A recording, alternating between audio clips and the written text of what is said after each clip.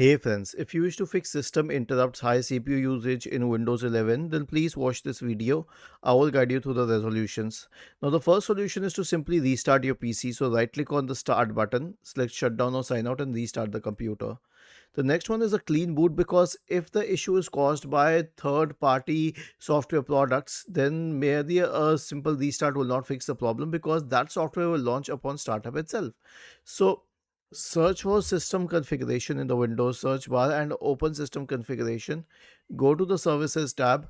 Check the box associated with hide all Microsoft services. If any of the services checked, click on disable all, apply, OK, and then restart your computer.